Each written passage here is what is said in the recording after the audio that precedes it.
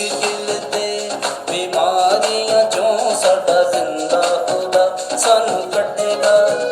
हर मुश्किल ते बीमारियां चों साडा जिंदा खुदा सानू कटेगा। रूहे पाक दा दर्द किथे लगेगा,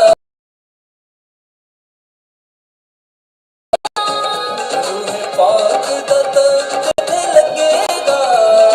दुखां ते बीमारियां चों कटेगा। मुश्किल ते बीमारियां चों साडा जिंदा खुदा सानू कटेगा।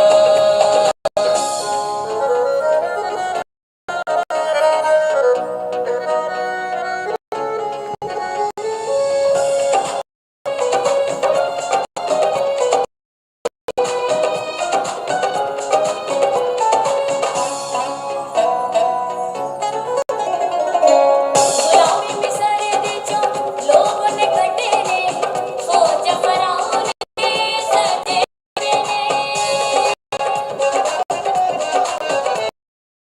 गुलामी मिस्र लोग कटे ने, फौजां फिरौन सज्जे खब्बे ने। जिथे लावे ओ मैदान नहीं बचेगा, दुखां ते बीमारियां चों कटेगा। जिथे लावे ओ मैदान नहीं दुखां ते बीमारियां चों कटेगा। हर मुश्किल ते बीमारियों सा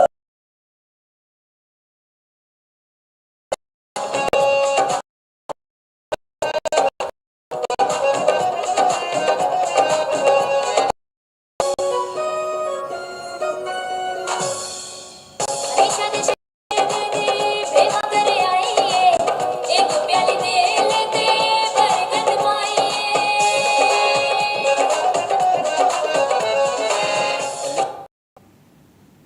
सेवा कर आइए, एक प्याली तेल ते बरकत पाइए। ओ अपने खादमां नू टकेगा, सानू दुखां ते बीमारियां चों कटेगा। ओ अपने खादमां नू टकेगा। सानू दुखां ते बीमारियां चों कटेगा।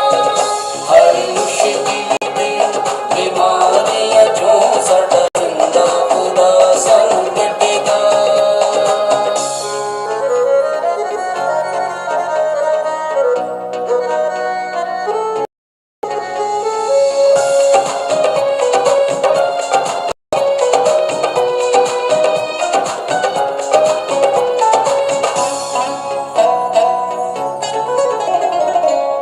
दानिएल ते अयूब नूं नी छड्डिया, अपने प्यारिਆਂ ਨੂੰ ਅੱਗ ਵਿੱਚ ਕੱਢਿਆ। दानिएल ते अयूब नूं नी छड्डिया, अपने प्यारिਆਂ ਨੂੰ ਅੱਗ ਵਿੱਚ ਕੱਢਿਆ। जिदी फड़ लवे बांह ते ना छड्डेगा, सानू दुखां ते बीमारियां चों कटेगा। जिदी फड़ लवे बांह ते ना छड्डेगा। सानू दुखां ते बीमारियां चों कटेगा। हर मुश्किल ते बीमारियां चों साडा जिंदा खुदा सानू कटेगा। हर मुश्किल ते बीमारियां चों साडा जिंदा खुदा सानू कटेगा। रूहे पाक दा दर्द किथे लगेगा, सानू दुखां ते बीमारियां चों कटेगा। रूहे पाक दा दर्द किथे लगेगा। सानू दुखां ते बीमारियां चों कटेगा। हर मुश्किल ते बीमारियां चों साडा जिंदा खुदा सानू कटेगा। साडा जिंदा खुदा सानू कटेगा। साडा जिंदा खुदा सानू कटेगा।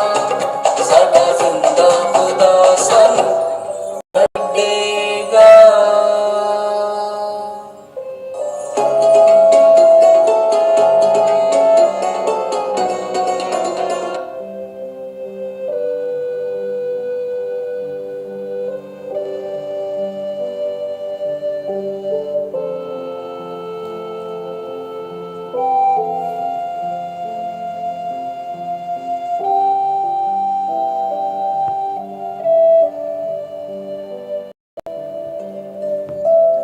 सबको जय मसीह की। मैं prophet Malkit happy family ministry से परमेश्वर की हजूरी में आप सबका स्वागत करता हूं।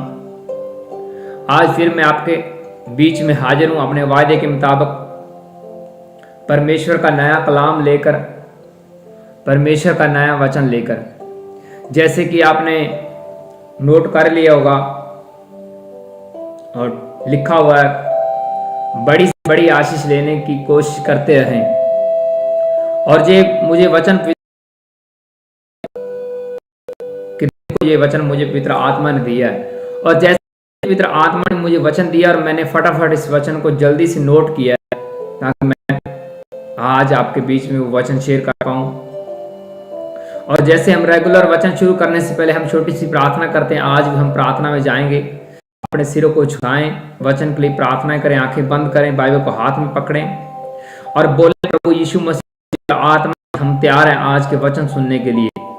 इन वचनों के द्वारा हमारी जिंदगी में बड़ा बदलाव हो जाए और हम बड़ी से बड़ी आशीष लेने पाएं। और इस वचन के द्वारा कोई भी हमारा फल, ये शैतान के अंधकार की शक्तियां, ये हमारा आत्मिक फल मसीह के सामर्थ्य और महान नाम में मांगते हैं। आमीन आमीन, हालेलुया।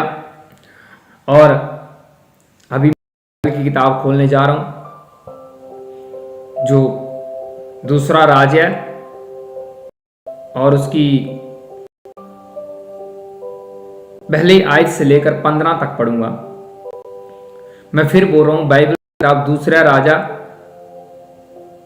2 अध्याय उसकी 1 से लेकर 15 तक पढ़ूंगा, और आपको समझ आ जाएगी कि आज का जो वचन का विषय है, ये वचन के मुताबिक आशीष आप कैसे ले सकते हैं। बड़ी से बड़ी आशीष लेने के लिए किस तरह आपको अपने आप को डिजाइन करना है, किस तरह आपने रहना है।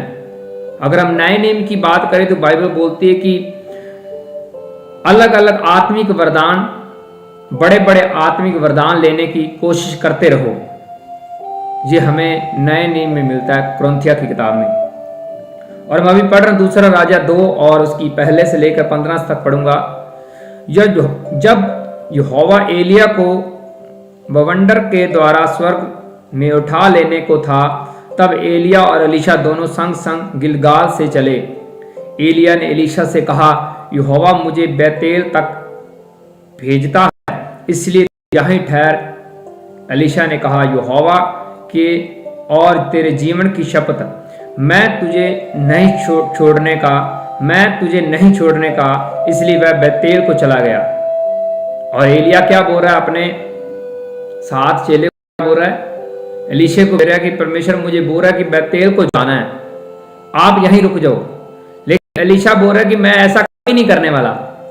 कि चेले एलीशा के पास आकर कहने लगे, क्या तुझे मालूम है कि आज यहोवा तेरे स्वामी को तेरे ऊपर से उठा लेने पर है। उसने कहा, हाँ मुझे ये भी मालूम है, तुम चुप रहो।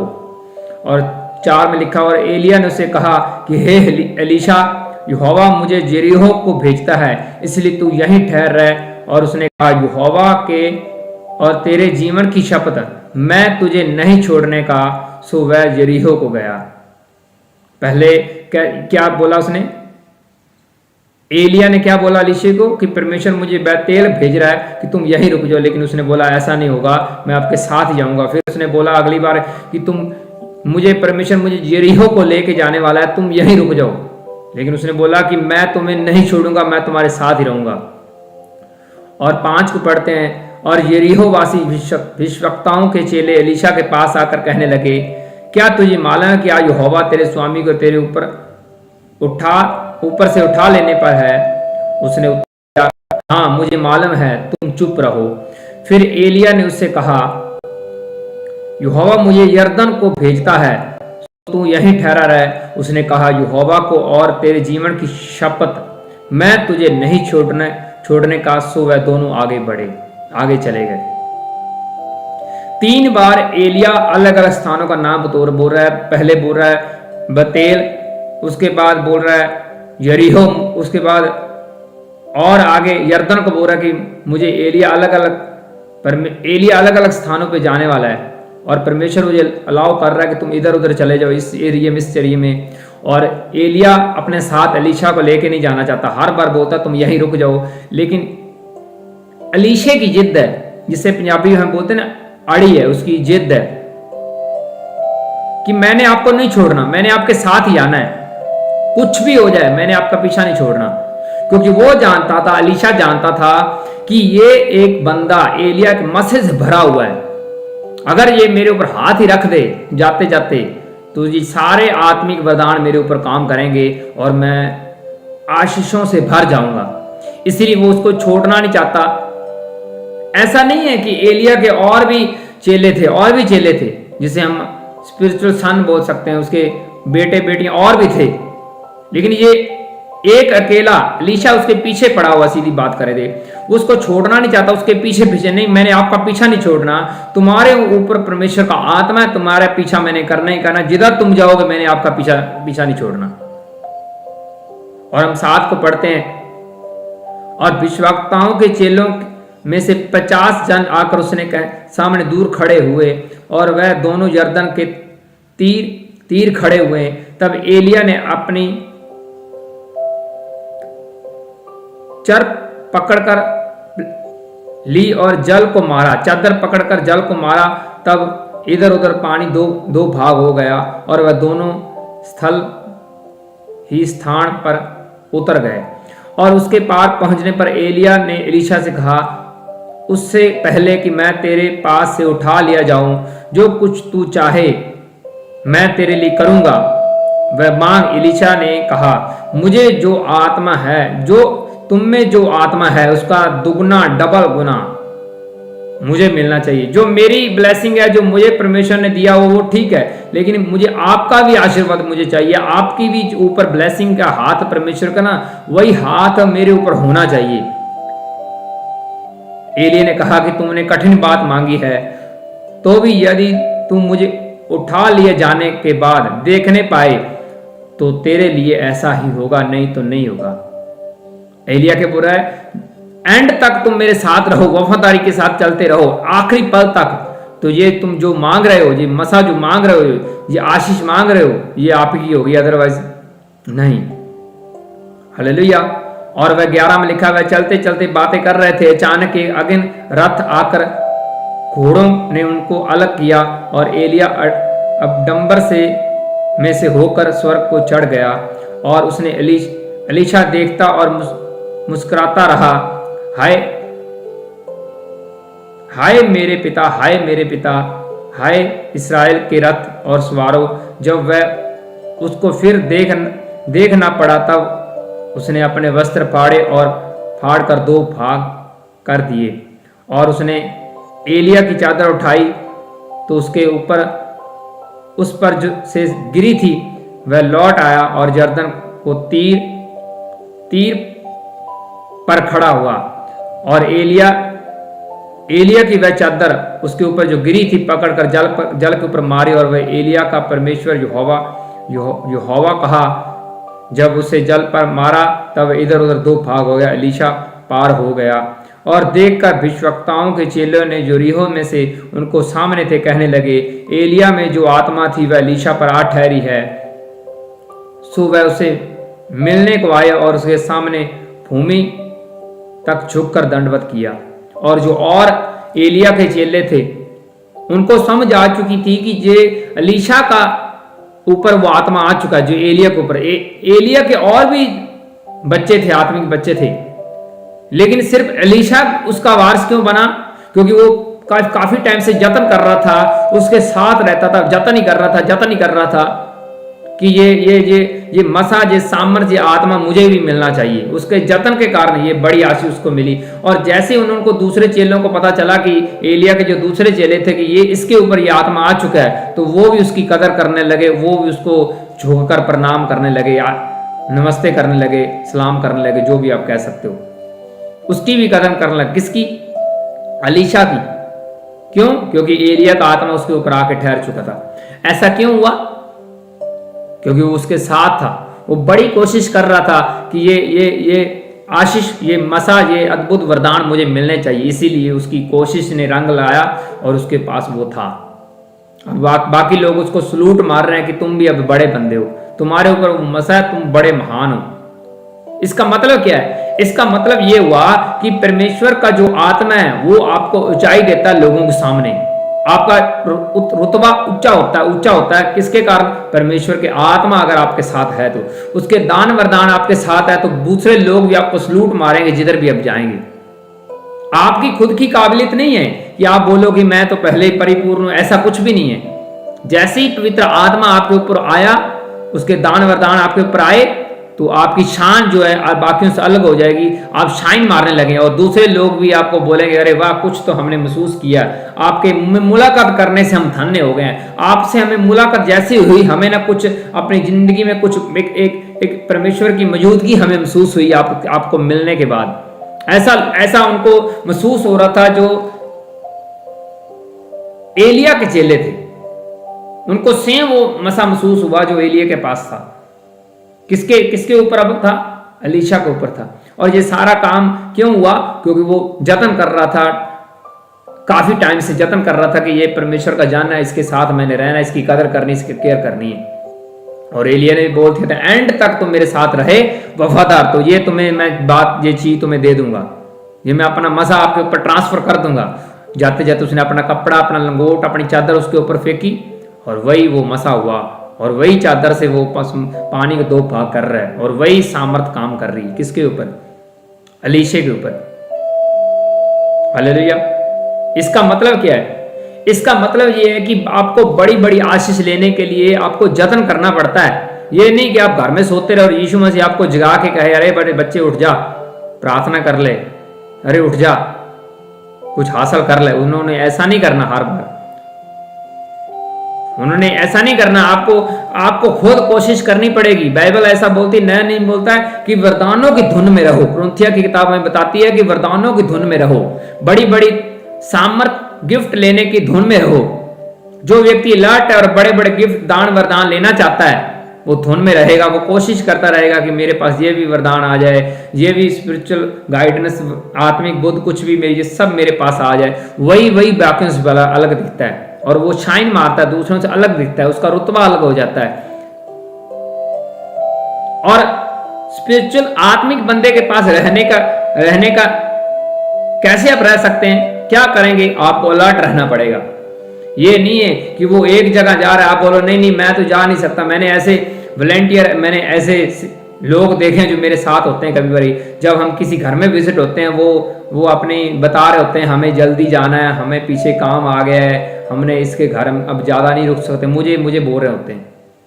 लेकिन मैं उनको बोलता हूँ, जब भी मैं परमेश्वर के कामों में निकलता हूँ, जब कोई सेवा काम लिखता हूँ, घर से अनलिमिटेड टाइम लेके निकलता हूँ। आपकी तरह नहीं करता कि मेरे पास टाइम नहीं है, मैंने पीछे जाना, मैं पीछे मुड़ के नहीं देखता। मैं किन की बात कर रहा हूँ उनको सब पता चल रहा है कि मैं किन के विषय में बोल रहा हूँ। जब आप आशीष लेने के लिए पीछे पड़ गए, मसे के पीछे आ गए, उसके पीछे चल पड़े, तो फिर पीछे मुड़ के नहीं देखना। आपने उसको हासिल करना है। बड़ी बड़ी आशीष हासिल करने के लिए आपको जतन करना पड़ेगा। परमेश्वर ने आपके घर में नहीं सारा कुछ अपने आप बना तैयार करके रख देना कि ये लो भैया तुम सोते रहो और सारा कुछ तुम्हें मिल जाएगा। ऐसा बिल्कुल नहीं होने वाला। ऐसा ना होता ना होना। आप प्रेडिक्ट करते रहो कि परमेश्वर मेरे लिए एक दिन करेगा, उसने कुछ भी नहीं करना जब तक आप जतन नहीं करोगे। ऐसा हुआ और भी बाइबल में कई जगह पे हुआ। जब हम बाइबल की स्टोरी उत्पत्ति की किताब को पढ़ते हैं तो वहां पे हमें याकूब की स्टोरी मिलती है, जो वो अपने घर में, मामे के घर में था, वापस आ रहा था अपनी फैमिली के साथ, और रास्ते में उनको एक स्वर्गदूत मिलता है और वो स्वर्गदूत से उनके आमना सामना होता है, फाइट होती, लड़ाई होती, झगड़ा होता है, कुछ भी कह लो। और स्वर्गदूत वापस जाना चाहता है और याकूब उसको जाने नहीं देता और बोलता है जब तक तुम मुझे आशीर्वाद नहीं देगा मैंने वापस नहीं जाने देना। पूरी रात लड़ाई हो रही है, पूरा सुबह तक लड़ाई हो रही है। एंड में स्वर्गदूत बोलता है ठीक है, अब तुम्हारा नाम धोखेबाज याकूब नहीं है, इसराइल है, यानी कि बहुत लोगों का तुम वारस बनोगे, तुम्हारी पीढ़ी अनगिनत हो जाएगी। अब तुझे तुम याकूब नहीं हो, जो पुराना चीटिंग वाला नाम नहीं रहेगा। अब तुम्हें आशीष मिल चुकी है, अब तुम्हारा नाम इसराइल रहेगा, क्योंकि तुमने सारी रात जतन किया है आशीष लेने के लिए। अब सुबह तक तुम अड़े रहे खड़े रहे, तुम्हें पता है कि ये परमेश्वर का भेजा हुआ स्वर्गदूत, तो मैंने इसको वापस नहीं जाने देना जब तक ये मेरा नाम, जब तक ये मेरी शाइन चेंज नहीं कर देता। और पूरी रात जतन करने के बाद उसको बड़ी आशीष मिली। किसको? याकूब को। क्या नाम रखा गया बाद में? इस्राएल। हाँ, जो आज पूरी दुनिया में, पूरे वर्ल्ड में मशहूर है, एक कंट्री का नाम बन चुका है, सिर्फ एक बंदे का जतन के कारण। उसने जतन नहीं छोड़ा, उसने बोला ये तो आशीर्वाद लेके छोड़, मैंने रहना है, कुछ भी कर लो स्वर्गदूत, मैंने वापस नहीं जाने देना। और उनको वो आशीर्वाद मिला, बड़ी से बड़ी आशीष मिली। इसीलिए आपने टाइटल में पहले पढ़ लिया है कि बड़ी से बड़ी आशीष लेने की कोशिश करते रहें, कोशिश ना छोड़ें। हाँ, जैसे अब्राहम का बेटा इसहाक, इसहाक का बेटा याकूब। जब उसने इसहाक ने सोचा कि मैं ये जो मेरा गद्दी का वारस है, जो मेरी ब्लेसिंग है, वो एसाव को देना चाहता था, बड़े को देना चाहता था, तब भी याकूब ने चातरी दिखाई, उसने पूरा जतन किया। उसने वो खाना पहले परोस के उसके सामने रख दिया।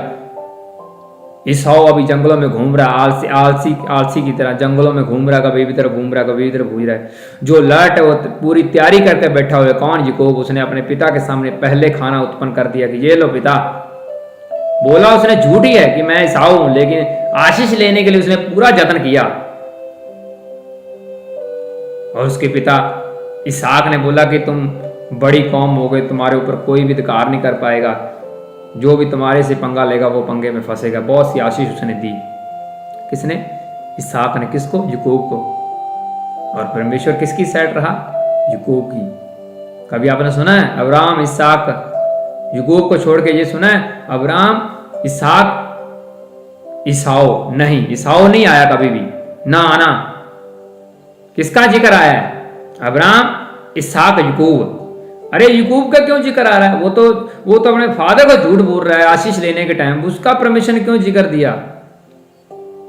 जो बंदा परमेश्वर के आशीर्वाद लेने के लिए झूठ बोल रहा, अपने पिता के सामने झूठ बोल रहा, परमेश्वर फिर भी बोल रहा कि मैं याकूब का परमेश्वर हूं, ये अलाउ कर रहा है। परमेश्वर जानता है कि इसने पूरा जतन कर दिया है, पूरी अपनी वाह लगा दी आशीर्वाद लेने के लिए, अपने पिता का आशीर्वाद लेने के, हासिल करने के लिए। इसहाक से उसने कदर करी, उसको खाना खिलाया, प्राइस पे किया, तो उसके पास तो वो आशीर्वाद फिर जाना ही जाना था, चाहे वो झूठ बोल रहा था। ये परमेश्वर का मास्टर प्लान था। छोटे होते से जब उनका जन्म हुआ था तब का परमेश्वर ने सोच रखा था कि एसाव नहीं, याकूब भी बड़ा बनेगा। जब उसने अपने भाई से प्लेटे होने का अधिकार लिया तब भी उसने प्राइस पे किया, उसने पूरा जतन किया। एसाव बोल रहा था मुझे भूख लगी है, याकूब बोल रहा कि मैं तब आपको ये अपने मुंह से बोल दो।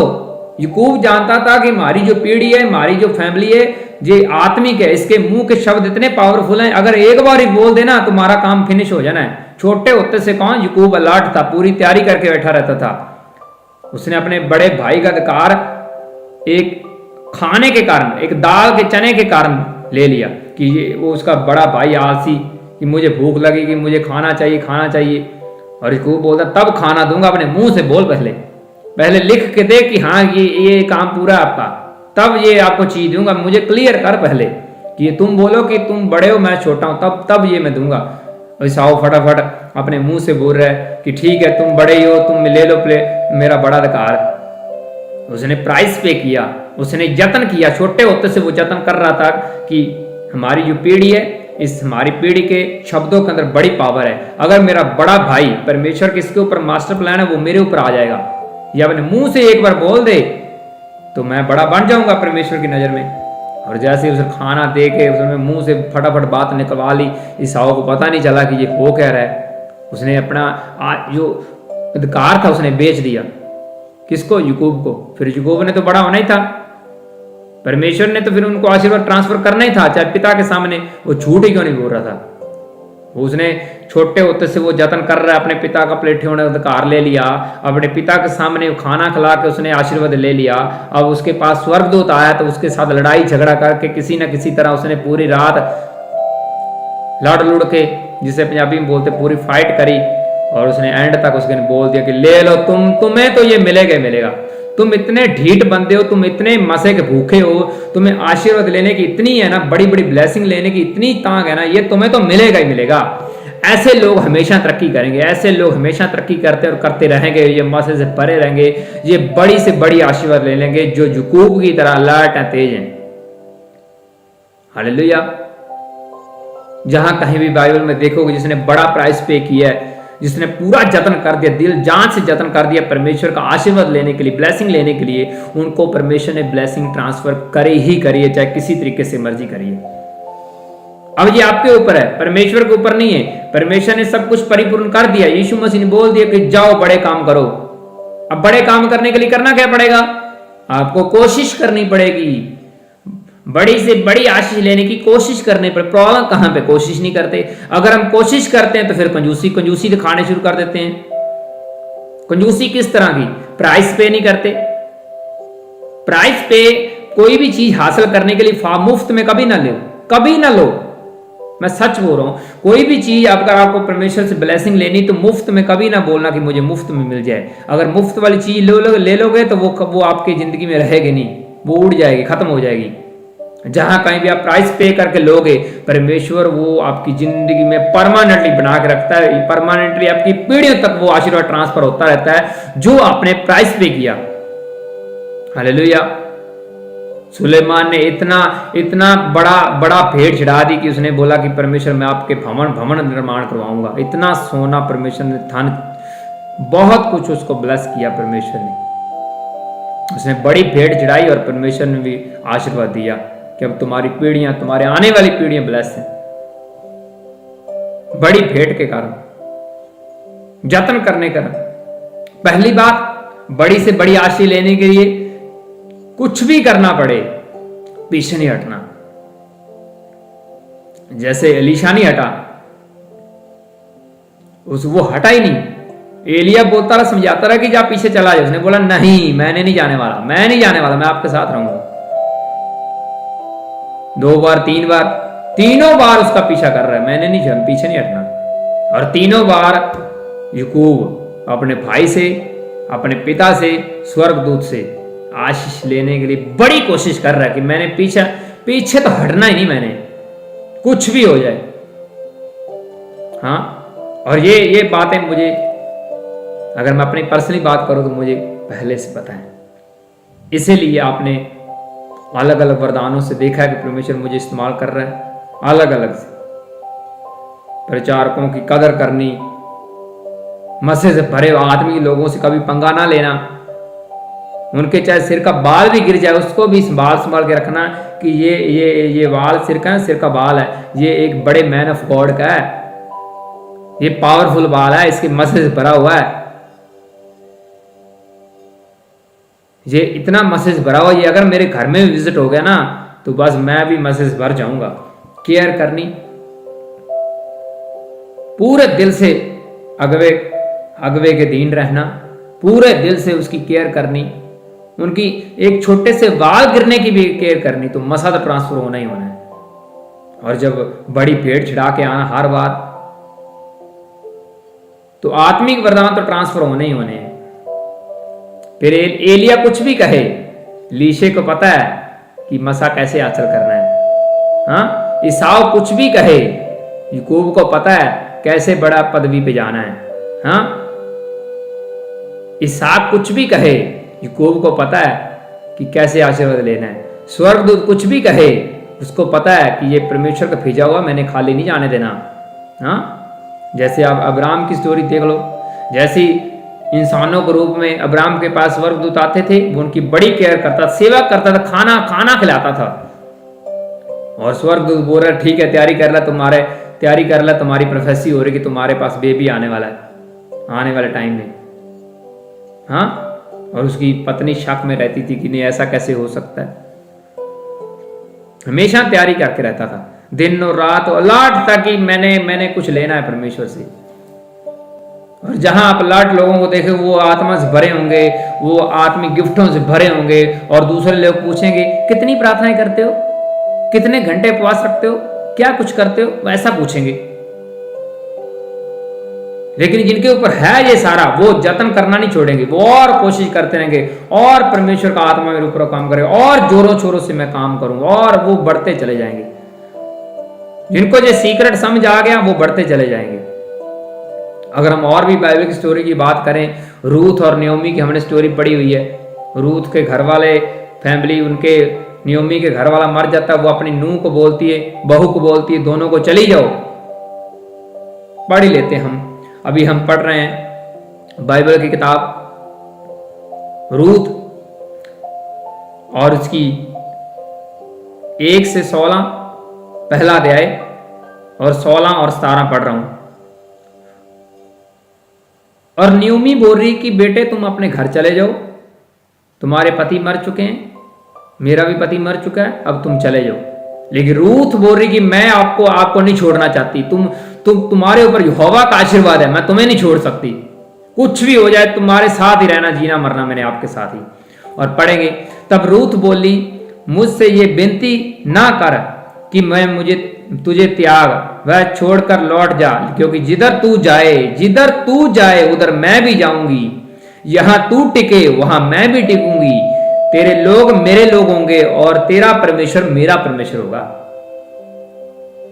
नियोमी बोल रही अपनी बहू को कि रूथ बेटे चली जा, तुम चली जाओ, मेरा पीछा ना करो। और रूथ बोल रही है ऐसा ना बोलना दोबारा, जिधर तू जाएगी उधर मैं जाऊंगी, जिधर तू रहेगी उधर मैं रहूंगी, तेरे लोग जो होंगे वो मेरे लोग होंगे, और जो तेरा परमेश्वर है वही मेरा परमेश्वर है।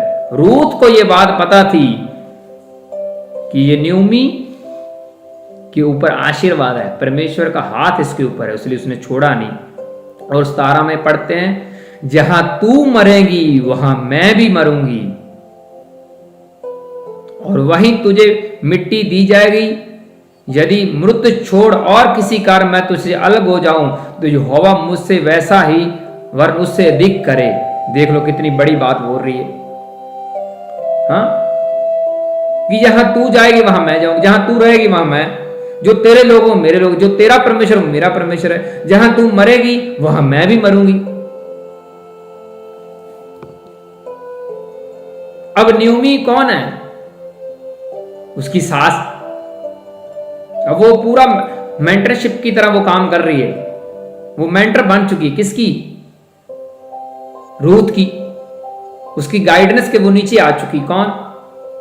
रूथ। किसके? नियोमी की, उसकी सास। और उसके बाद उसकी दोबारा उसकी शादी होती है बोझ से, और उसके आगे उबैद, उबैद से आगे जस्सी, जस्सी के आगे दाऊद। दाऊद की क्या बनी? रूथ परदादी। कौन बनी?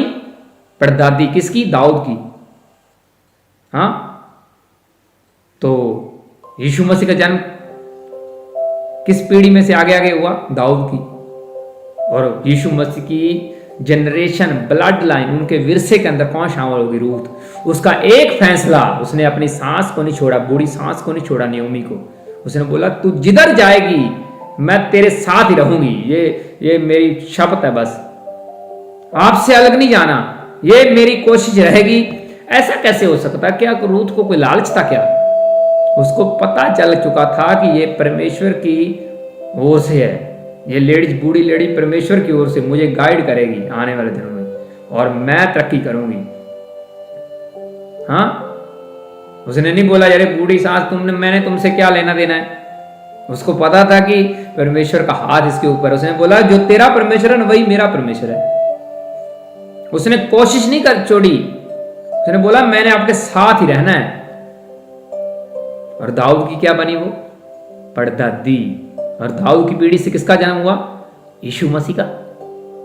हाँ, बनी कि नहीं बनी ये लेडी स्टार? कौन? रूथ। उसका एक फैसला, पीछा नहीं छोड़ा उसने अपने मेंटर का, अपने नियोमी का पीछा नहीं छोड़ा, परमेश्वर के साथ वो वफादार रही, अपनी सास के साथ वफादार रही। और परमेश्वर ने उसको बड़े फिर स्टार दिए कि ठीक है, तुमने ये मसीह का पीछा किया है, तुम जानती हो कि ये इसके ऊपर परमेश्वर का आशीर्वाद है।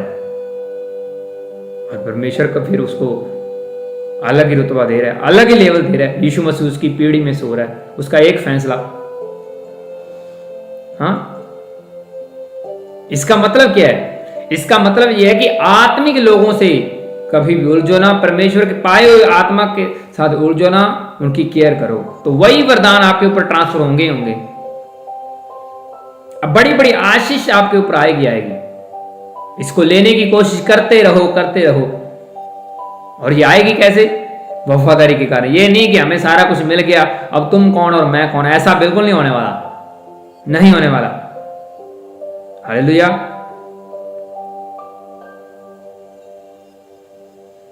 स्टार्टिंग से लेकर लाइफ टाइम वफादार रहना है, चोरी नहीं करनी, तो आप बड़ी पदवी देखोगे। मैं सच बोल रहा हूं, बड़े से बड़े शैतानी हथियार को आप तोड़ दोगे आसानी तरीके से, अगर आप वफादारी के साथ। अगर आपने चोरी कर रखी योद्धा की तरह, फिर भूल जाओ, आगे जा पाओगे, फिर वहीं फिनिश हो। हाँ, फिर जोर लगाते रहना धन कमाने के लिए। यीशु मसीह को बेचा जैसे उसने, नहीं काम चलने वाला। इसलिए अलर्ट रहें। अगर कोई अभी कोई भी प्रचार का भी अभी लाइव देख रहा है तो अपने कमेंट जरूर हो जाए, अभी लिखे। मैंने आज स्पेशल मिनिस्ट्रियों के लिए प्रार्थना करनी है। अगर कोई प्रचार का भी देख रहा है तो कमेंट जरूर करें। मैंने आज स्पेशल प्रार्थना करनी है जो मिनिस्ट्री चला रहे हैं, जो परमेश्वर की चर्च भवन प्रचारकों का काम कर रहे हैं। हालेलुया। और वफादारी आपको आगे ले के जाती है। प्राइस पे की बात वो आपके ऊपर आती, जो बस जिसका आपने प्राइस पे किया हुआ है, हाँ कि हाँ करी हुई है, नो तो करनी नहीं ना। नो करने से तो पीछे चले जाओगे। कुछ भी हो, आशीषों का पीछा न छोड़ना, उसके पीछे कोशिश करते रहो करते रहो करते रहो। कुछ तो कुछ हल मिलेगा ही मिलेगा। मुझे पता है पिछले टाइम में मेरे साथ क्या हुआ, कैसे मैंने आशीष बड़ी बड़ी ये वरदान हासिल किए, और अभी तक मेरे पास मौजूद है। मैंने जाने नहीं दिया और ना मैंने जाने देना। हालेलुया। कोशिश ही नहीं करते कुछ लोग। कोशिश करेंगे बीच में छोड़ जाएंगे, मेरे से हो ही नहीं सकता, मैंने करना ही नहीं है। और बाइबल क्या सलाह देता है हमें? नया नियम और पुराना नियम। कोशिश करते रहो, बड़ी से बड़ी आशीष लेने की कोशिश करते रहो, तो मिल जाएगी, मिल जाएगी। हालेलुया। ऐसी और भी बाइबल में बहुत सी स्टोरी हैं। जैसे हम दाऊद और शाऊल को भी पढ़ते हैं, तो दोनों के बीच अंतर क्या है? ईर्खा। और वो उसे केयर करता है, अभी भी उसकी केयर करता है। क्यों? क्योंकि उसके ऊपर मसा था। किसके ऊपर? शाऊल के ऊपर। कौन? दाऊद। पंगा नहीं लिया उसने। राजा रिजेक्ट हो चुका तब भी उसने पंगा नहीं लिया। हाँ, उसने गलती नहीं करी, मिस्टेक नहीं करी। इसलिए अलर्ट रहें, वफादारी में रहें, और बड़ी से बड़ी आशीष लेने की कोशिश करते रहें करते रहें करते रहें करते रहें। हालेलुया। अगर मैं अपनी पर्सनली बात कहूँ तो मैंने अपनी फैमिली को ये छोटे होते से बोल दिया था, अगर तुमने मुझे रोका, जब मुझे समझाने की बात कही कि तुम्हें यीशु मसीह के पीछे क्यों हो, या कुछ भी है, कुछ भी हो जाए, मैं घर छोड़ दूंगा, लेकिन यीशु मसीह के पीछे नहीं मैंने छोड़ना, उसके पीछे जाने से हटना नहीं मैंने, कुछ भी हो। और आज आप देख रहे हैं कैसे परमेश्वर बड़े से बड़े काम कर रहे हैं। अद्भुत दान वरदानों बढ़ते चले जा रहे, बढ़ते चले जा रहे हैं। प्रेयर पॉइंट भी अलग अलग हैं, उनके ऊपर भी प्रार्थना हमारी चल रही है। हाँ, इसलिए केयर, कदर, दान वरदानों की कदर, अगवे की कदर, कोशिश करते रहें। अगर मैं आपको अभी मैं पर्सनली आपको कुछ दिखाना चाहूं तो मैं दिखा सकता हूं अभी। हालेलुया। अलग अलग प्रचारकों के मेरे पास कुछ ना कुछ है।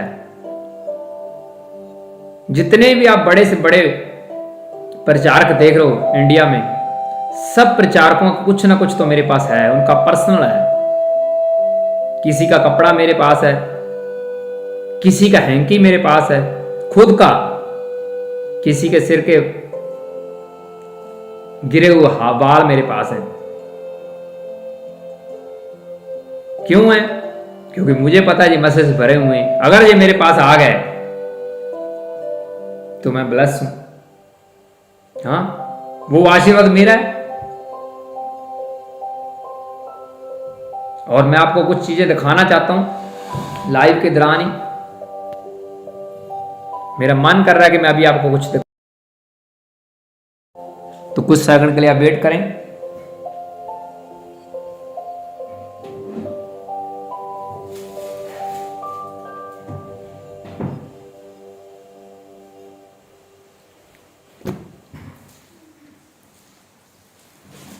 हालेलुया।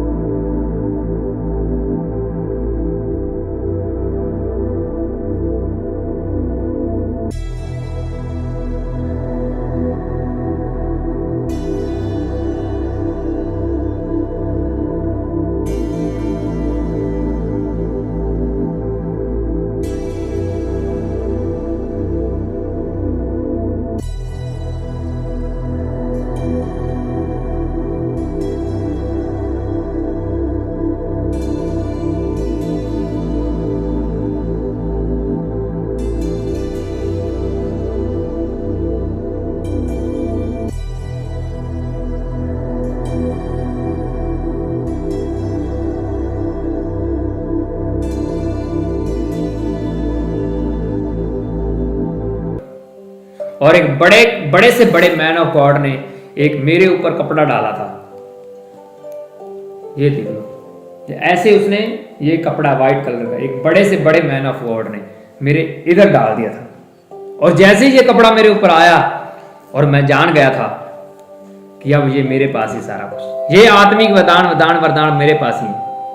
और मैं आपको दिखाना चाहता हूं, ये बड़े से बड़े मैन ऑफ गॉड के सिर के बाल कहीं गिरे और मैंने उठा लिए, और उनके दान वरदान मेरे ऊपर, और ये उनके पैरों से टच की हुई रूम मैंने उठा ली, और आज उनके वरदान मेरे ऊपर है। जो आप मिरेकल मनी देखते हो ना, तब से शुरू हुई, जब से ये मैंने रूम उठाई थी। एक दिन क्रिसमस की मीटिंग थी, और वो जब प्रचार के रास्ते में आ रहा था और उसके आगे रूम बिछा दी, और मैं देख रहा था कि उसके पाँव के नीचे कौन सी रूम टच हो रही है। और जैसे ही मीटिंग फिनिश हुई, मैंने वो जैसे बोलते हैं पंजाबी निशाना लगा के रखना, उस रूम के ऊपर, कॉटन के ऊपर मेरा ध्यान था। और जैसे ही मीटिंग फिनिश हुई, मैंने ये छोटा सा टुकड़ा उठा लिया था। उसके बाद हमारी मिनिस्ट्री में मिरेकल मनी शुरू हुई है। उसके बाद हालेलुया, उसके बाद और भी हैं, मैं सब कुछ नहीं दिखा सकता, ये और भी हैं अलग अलग इंटरनेशनल प्रचारकों के, ये चीजें हैं कुछ, और उनके पर्सनल रुमाल अलग अलग।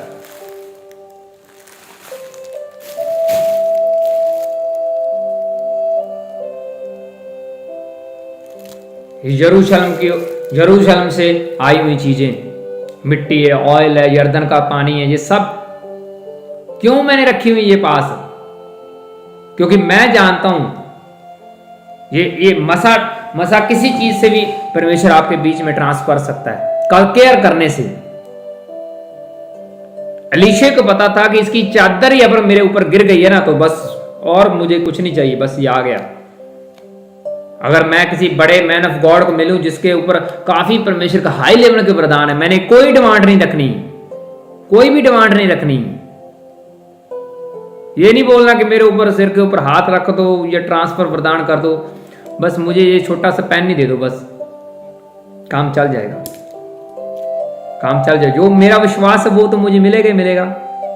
इसी तरह आपके जो लेडीज थी, वो यीशु मसीह को एक यीशु मसीह के जो कपड़े के इस, जैसे पंजाबी में तांद बोलते हैं, जब पर बोलते हैं, विंगस, इसको टच कर रही है। उसको पता था कि मेरे हार्ट के अंदर इरादा क्या है, मैं कौन सी आशीर्वाद लेना चाहती हूँ, कौन सी चिंगाई मैंने देखनी। उसको अंदर उसने इमेजिनेशन कर लिया था कि अगर ये मैं कर लूंगी तो मैं चंगी हो जाऊंगी। अब इसका मतलब क्या है? अब इसके आपके ऊपर है कि कौन सी आशीष कैसे लेनी, ये आपके ऊपर है। उस जो जिसको आप टच कर रहे हो, जिसको छू रहे हो, जैसे जिसकी कोई चीज ले रहे हो, मैन ऑफ गॉड की कोई भी वस्तु ले रहे हो, उनके ऊपर नहीं है, आपके ऊपर है कि आपने किस तरह के डिजायर, आपकी इच्छा क्या है, आप कौन सा वरदान लेने के लिए कोशिश कर रहे हो, ये आपके ऊपर है। दूसरे के ऊपर नहीं उतना पतना होता जितना आपने इच्छा जो इच्छा लेने वाले जो आपकी इच्छा उसके ऊपर होता है। इसलिए अलर्ट रहे। अगर ऐसा होता तो ईसाओं को अगर पता चल जाता कि आज मैंने ये दाल खाने के बाद अपना अधिकार बेच रहा हूं, ये कहीं पक्का ना हो जाए, उसको पता होता तो उसने कभी नहीं मुंह से बोलना था। हालेलुया। इसलिए अलर्ट रहें, बड़े से बड़ी आशीष लेने की कोशिश करते रहें और परमेश्वर आपको जरूर देगा। मैं सच बोल रहा हूं। हालेलुया। आइए हम वचन के लिए प्रार्थना करें, आंखों को बंद करें, वचन के लिए प्रार्थना करें और बोले, प्रभु यीशु मसीह जी, पवित्र आत्मा जी, जितना हमने वचन सुना, इन वचनों के द्वारा हमारी जिंदगी में बड़ा बदलाव आ जाए, हम 100 गुना फल लेकर आए और ये फल हमेशा हमारे ऊपर बने रहें। यीशु मसीह के सामर्थ्य नाम में मांगते हैं। इस वचन के द्वारा हम बड़ी से बड़ी आशीष लेने पाए, यीशु मसीह के सामर्थ्य नाम। आमीन, आमीन, आमीन। हालेलुया। और बड़ा अद्भुत वचन परमेश्वर ने आज हमें दिया है, जो हमें आगे और तरक्की देगा और ये लगातार YouTube पर रहेगा, कभी भी सुन सकते हैं आप। और फिलहाल अभी मैं प्रार्थना करने के लिए जा रहा हूँ। मैंने बोला कि अगर कोई यहाँ सेवक कोई भी प्रचार का भी सुन रहा है, देख रहा है, तो अपना कमेंट अभी छोड़ें और मैं पढ़ के उनकी सेवकाई के लिए प्रार्थना करना चाहता हूँ। और आइए हम सब प्रार्थना करें। पवित्र आत्मा जी, मैं आपका दास सब लोगों के लिए प्रार्थना करता हूँ, जितने भी जन आज के लोग जो सुन रहे हैं, इनके सबके ऊपर स्क्रीन के ऊपर ले हैंड करता हूँ। अभी प्रार्थना को रिसीव करें।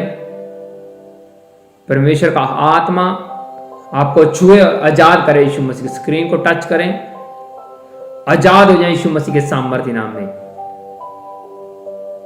इनकी बीमारियां इनको छोड़ के जाती रहे। और मेरी प्रार्थना सब लोगों के लिए जिनको हार्ट की प्रॉब्लम है, जिनको बुखार है, वो इनको छोड़ के जाता रहे यीशु मसीह के सामर्थ्य नाम में। जो ठंड की समस्या में अभी चल रहे हैं, परमेश्वर का आत्मा उनको आजाद करे यीशु मसीह के सामर्थ्य नाम में।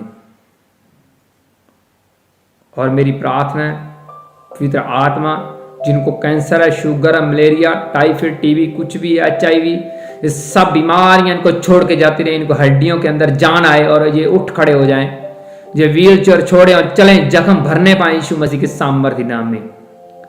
आजाद हो जाए यीशु मसीह के सामर्थ्य नाम में। परमेश्वर का आत्मा आपको छू के आजाद करे। मैं बहुत से रोगी चंगे होते देख रहा हूं। मैं शुगर के पेशेंट अभी चंगे होते देख रहा हूं। शुगर की रिपोर्टें नॉर्मल आ रही यीशु मसीह के सामर्थ्य नाम में। परमेश्वर का आत्मा एक भाई काले को छू रहा है और आजाद हो रहा है यीशु मसीह के सामर्थ्य नाम में। कोर्ट कचहरियों से रिहा हो जाए यीशु मसीह के सामर्थ्य नाम में। चंगे हो जाए यीशु मसीह के सामर्थ्य। बंद नसें खुलने पाए यीशु मसीह के सामर्थ्य नाम में। आपके घरों में मीठे आशीर्वाद आने पाए यीशु मसीह के सामर्थ्य नाम में। और तरक्की करो। परमेश्वर का आत्मा और बुद्धि बढ़ाए। जो स्टडी कर रहे हैं परमेश्वर जी, उनके ऊपर भी आपका हाथ बना रहे। बच्चों के ऊपर उनकी जॉब के रास्ते खुले यीशु मसीह के। देश के लिए, इंडिया के लिए, पंजाब के लिए, भारत के लिए मेरी प्रार्थना है। जिनके ऊपर शैतानी टैग है परमेश्वर, वो इनको शैतान की दुष्ट आत्मा छोड़ के जाती है यीशु मसीह के सामर्थ्य नाम में। एंजल आपके बड़े मिरेकल करें यीशु मसीह के सामने। स्वर्ग आपके लिए खुले और आत्मा से भरने पाओ और आत्मा के दान वरदान आपके ऊपर काम करें यीशु मसीह के सामर्थ्य नाम में। आजाद हो जाए यीशु मसीह के सामर्थ्य नाम में। जिनकी शादियां नहीं होने पाए और तलाक की स्थिति को मैं कैंसिल कर देता हूं यीशु मसीह के सामर्थ्य नाम में। टूटी हड्डियां जुड़ने पाए, आंखें खुले, जुबान खुले, कान खुले यीशु मसीह के सामर्थ्य नाम में। तरक्की करो यीशु मसीह के सामर्थ्य नाम में। आपके घरों में सुख शांति बनी रहे और बड़े मिरेकल होते रहें और बड़ी से बड़ी आशीष आप तक पहुंचे यीशु मसीह के सामर्थ्य नाम में। आमीन, आमीन। और ये सारी प्रार्थनाएं यीशु नासरी के नाम में मांगता हूं। आमीन, हालेलुया। और फिलहाल अभी मेरा जाने का टाइम हो चुका है। फिर मिलेंगे संडे को, रविवार को, बड़ी मीटिंग में, बड़ी गुड न्यूज़ के साथ, नए चिन्ह चमत्कारों के साथ, नई प्रोफेसी के साथ, नए वचन के साथ। तब तक आप सभी को जय मसीह की। God bless you. Bye bye, take care.